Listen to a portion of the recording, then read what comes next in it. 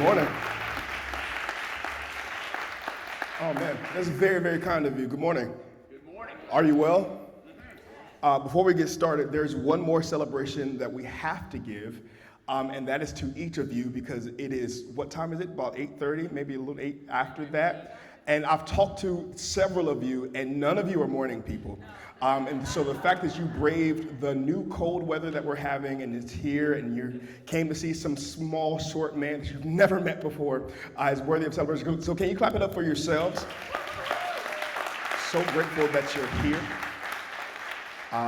As Michelle said, my name is Rivers, and I'm just really grateful to talk to you all for just a brief moment about ethos and creativity and how the two may or may not be linked together. But I want to start here and tell you just a little bit about myself. Ever since I was young, I've had two insatiable desires. One, to be as influential as I possibly could, and two, to use that influence to help people. So in my young brain, going through elementary school, middle school, I thought that meant I would go into government. I had dreams of being president of the United States. Anybody, like when you were 8 years old, want to be president? Thank you. None of it, and here we are. I'm going to be president of the United States, and that was at best, and at worst, I'd be a political operative, as in, if I didn't run for office, I would help someone run for office. And I held on to that dream all throughout middle school and all throughout high school, and then right the week before I was starting my freshman year at ODU, I was sitting in my freshman orientation, and the president of the university gets up and he gives this amazing, inspiring, passion-filled speech about how college is the time to follow your dreams and to follow your passions and to do the things that you love. And I said, yeah, I want to be a musician. Complete difference. And I changed my major that day to music performance, to music education, and that led into learning more things about music, and that led into songwriting, and songwriting led into performing, and performing led into creative strategy and how to build different platforms for different artists, and how to plan live events, and how to throw together a successful marketing plan and different things like that. However, those two insatiable desires never left. I want to be as influential as I possibly can be and learn how to use that influence to help people. That has become my ethos. I want to ask you a question that I began to ask myself as I was preparing for our talk today, as I was jotting down some notes. I want to ask you this question. What gets you out of bed in the morning? And I don't mean like, oh, I got to be at work at 9, or I have bills to pay, or my kids need food, like provision or obligations. No, I understand that those are very real things in an adult world, but I want you to ask yourself a real question. What gets you out of bed in the morning? Is it the will to live, or is it the will to be impactful? Is it your passions? Is it your desires? What's your thing? What drives you? As Michelle said, ethos could be described in a number of different ways. It's this almost conceptual kind of term, but if I can just make it tangible for all of us and break it down like we're all in the 5th grade, I would define ethos as this: the thing that drives you to live every single day. There's a cultural ethos and there's a communal ethos, but I firmly believe that there's a personal ethos that we all operate with. However, the problem is this, friends. A lot of us have an ethos and don't necessarily know what it is.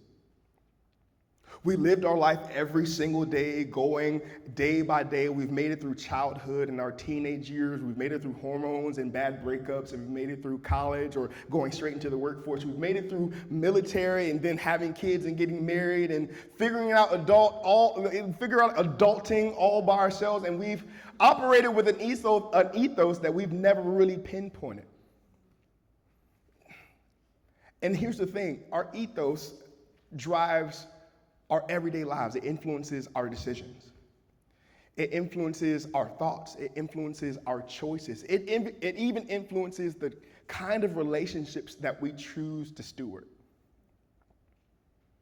But lastly, it influences our creativity. I love our creed here at Creative Mornings where it says that we're all creative. Do you consider yourself to be a creative? Yes? Amen.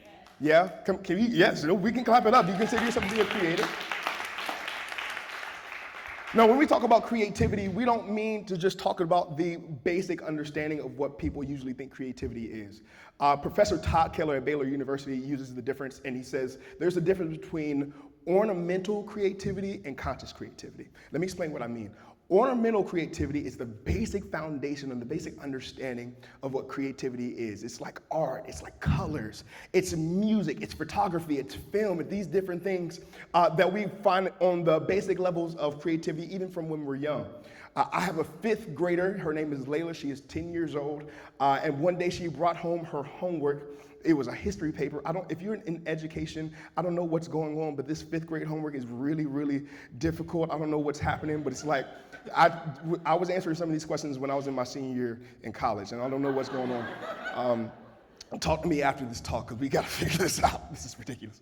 But one day she brought home some history homework, and one of the last questions was a bonus question for 10 points. And it said, if you can answer this question in a creative way, you'll get these 10 extra points. And so I looked at it, I said, hey, Lay, well, what do you mean? And she looked at me like I was the dumb dad, like, come on, Dad, just like draw a picture, come on, you gotta be creative. That's the basic understanding, ornamental, tangible creativity. But the kind of creativity that we're talking about today is conscious creativity. Conscious creativity is the being within yourself that sprouts about new ideas to solve new problems. So you don't have to just be an artist to be creative. You don't have to just be a songwriter to have a conscious creativity. You could be a scientist. You could be a philosopher. You could be a writer. You could be a techie. We're all using a conscious creativity, but that conscious creativity is influenced or is formed by our ethos. Now, you could be looking at me and say, Rivers, yeah, that's cool, that's great, that sounds really good, but how do I find my ethos? How do I go about searching it out? How do I go out mining for the things that influence me? Well, I'll give you 3 ways. 1, it's time to sit down and be honest with yourself. Oftentimes, we're operating with a sense of just basic understanding of our lives around us or how we operate on our everyday goings and comings. Have you ever gotten up or someone asked you why you did something and you just said, that's just the way I am? Or you said, oh, I'm an Enneagram 8, so I just think in ways like that. Any Enneagrams, 8s, 3s, 4s, I'm an Enneagram 8. So I say that, a 2, bless you. Or we give this basic excuse as to why we operate the way that we do, when in all actuality, we haven't done the hard work to figure out who we really are and what has influenced us in our life to this point to figure out what our ethos is. So step 1 is sitting down and being honest with yourself and saying, what has happened in my life to make me think the way that I think, to make me feel the way that I feel, to make me do some of the things that I do.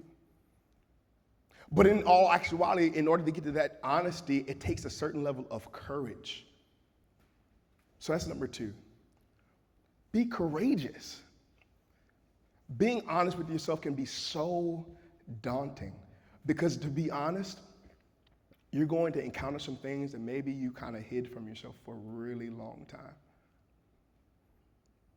Perhaps you'll start to uncover some of the situations in your childhood that maybe you don't want to talk about out loud. Or you'll start to figure out that, man, that conversation that I had in my 20s really hurt me in ways that I didn't think that it would. Or maybe you'll start to figure out that, hey, those passions that I was chasing after when I was younger that I said I would always go back to, did I keep my word to myself? 1, you have to be honest. You have to be honest. But 2, you have to be courageous enough to chase after it. But 3, once you uncover these things, you start to hold your ethos in your hand, your driving set of values, your driving set of opinions, your driving set of your moral compass, you have to hold yourself accountable to it. And that's the hardest part. Because it's one thing to come into the knowledge of something, but it's another thing to hold yourself accountable to what you know.